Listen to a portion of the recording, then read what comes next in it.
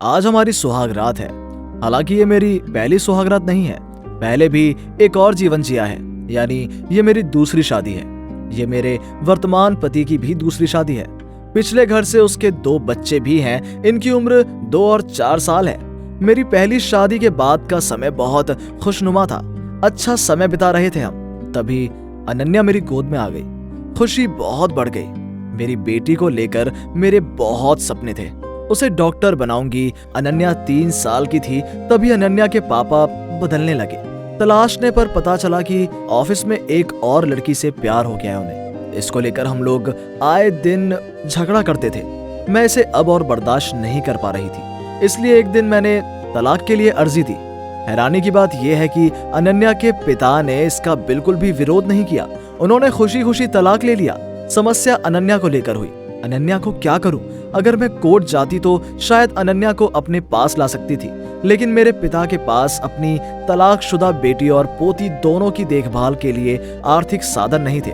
इसलिए मैंने अनन्या को चुपचाप छोड़ दिया। एक पीड़ित माँ के अलावा कोई और नहीं समझ पाएगा कि एक मन के लिए अपने बच्चे के साथ अकेले रहना कितना मुश्किल होता है। इसलिए मैंने ये बातें कभी किसी को नहीं बताई। बस इतना ही बताया कि ऐसी कोई रात नहीं होती जब अनन्या का सोचकर मैं तकलीफ में नहीं होती, मेरा गला गीला नहीं होता। जैसे अब सुहागरात में भी उसके बारे में ही सोच रही हूँ। कभी कभी मैं अनन्या को देखने जाती थी। वो मुझे हर वक्त मिलने भी नहीं देते थे। सड़क के किनारे बैठकर मैं रोती थी। सड़क पर लोग मुझे आश्चर्य से देखते।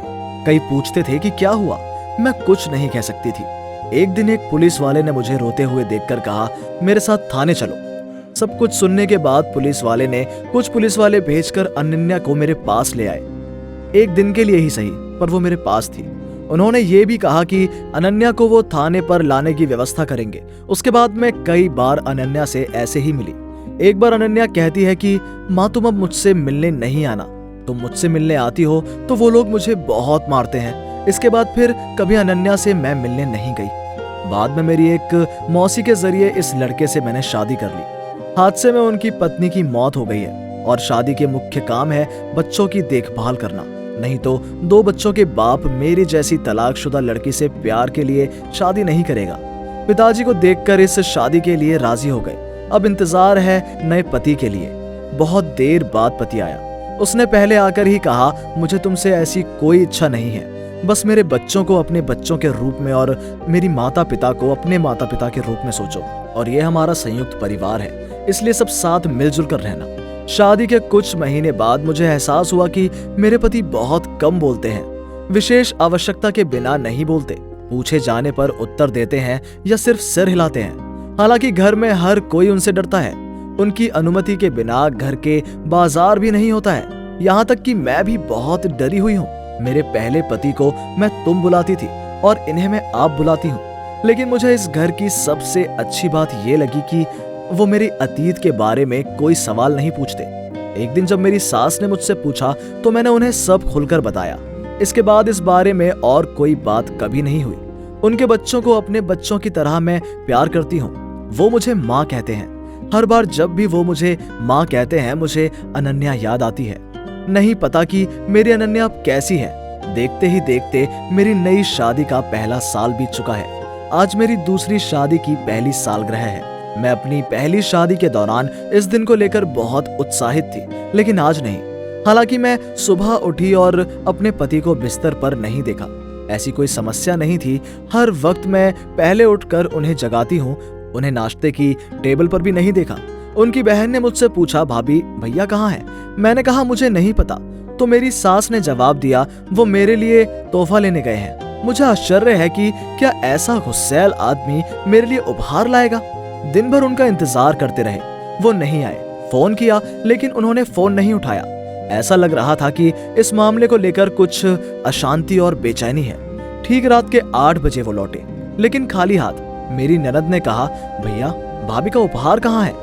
वो मुस्कुराए और कहा, अपनी भाभी को पहले अपनी आंखें बंद करने के लिए बोलो।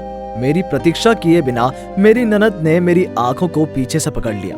आंखें खोलने के बाद मैंने जो देखा उससे मुझे लगा कि मैं होश खो दूंगी। ये कैसे संभव है कि मेरी बेटी अनन्या मेरी आंखों के सामने खड़ी है। मैं बोलना भूल गई। मेरी आंखों में पानी आ रहा था। मैंने अपनी बेटी को गले लगाया और खूब रोई। तब मेरे पति ने अपने बच्चों को बुलाया और कहा, ये है अनन्या, आपकी बड़ी बहन, अब से ये आपके साथ रहेंगी। जाओ जाकर अनन्या को उसका कमरा दिखाओ। बच्चों ने खुशी खुशी अनन्या का हाथ थाम लिया।